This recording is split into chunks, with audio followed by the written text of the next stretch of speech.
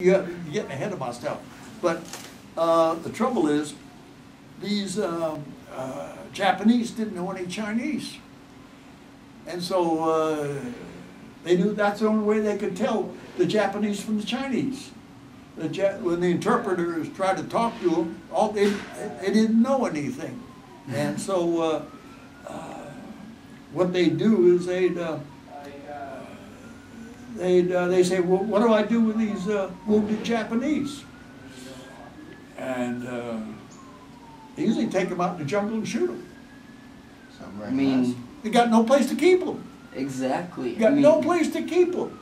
Why waste your supplies on well, the enemy? You don't have much supplies anyway. I know, man, because a person. It's brutal when you think about it, but that's what they were doing. You got no. I mean, you're a 50, 100 miles out in the jungle, and you got enemies. You're going to keep them. War is hell. And nobody sent us back on leave every 90 days or 6 months or something. You were over there for the duration. Do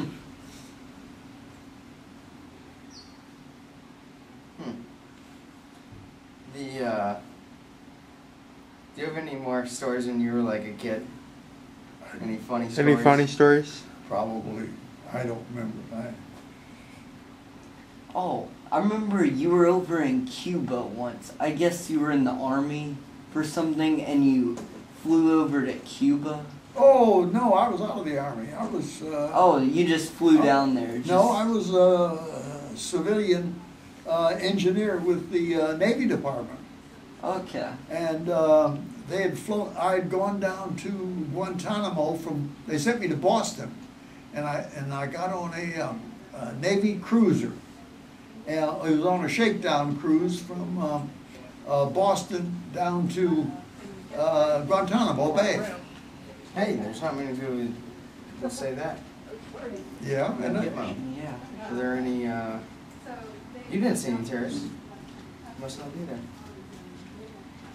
I don't understand. Never mind. It was a joke. Okay. Never mind. Anyway. Anyway, so we got down to Guantanamo. And then I had to find my way back, and they said, well, we got a PBY going out in the morning. Now that's a patrol boat. It's a little patrol boat, little 2-engine flying boat. Flying boat? Yeah. Since they don't have an airfield in Guantanamo. They didn't have an airfield then. They probably have one now. I'm sure. So. Oh, like a boat or a plane that lands on the water. That's right. Oh, okay. It was like the old original Pan Am Clippers. Yeah. Okay. Yeah, it was like that, except it's real small. It's not as wide as this room, and had a blister in midships for a gunner, and that was it. And it had two engines, and it chugged along wide open, about 60 miles an hour. I mean, it was built for looking for submarines, and you don't want to go 1,000 miles, 100 miles an hour looking for submarines. You want to go along and look. And so that's why they were slow, and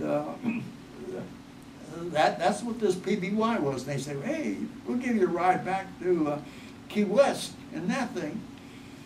We took off about 9 o'clock in the morning, got back into Key West about 2 in the afternoon. All day long coming down the coast of Cuba about 60 miles an hour. We were at about no more than 3,000 feet. I mean, you can see everything. That's You can see all the mountains along. How on the can you left. see this? How would you see the submarines? You would just like see a silhouette Oh. under the water, or Oh what? yeah, you can see it. Did you actually see any? Oh yeah.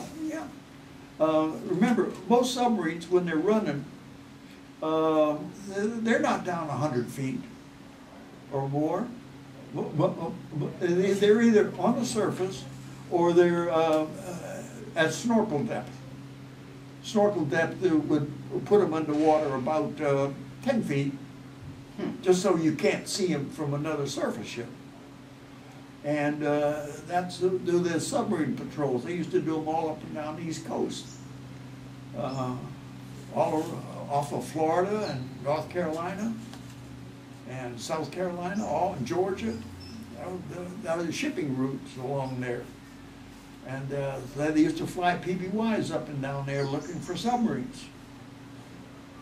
You didn't know that? No. Well, actually, I knew that they did like they looked for submarines, but I don't know. I've never heard that story before. Oh, So, how did you go from the Army to NASA? I decided I wanted to get into rocketry. Did you go back to school in between Yes. the two? Yes, He, back to Gainesville, Florida. University of Florida. Yes.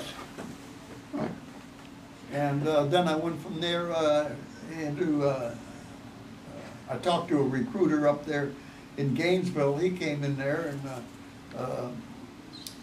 I told him I was really interested. And he said, okay, come on up.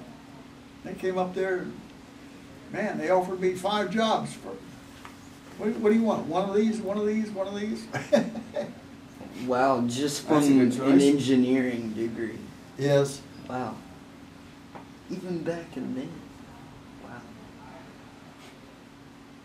Impressive.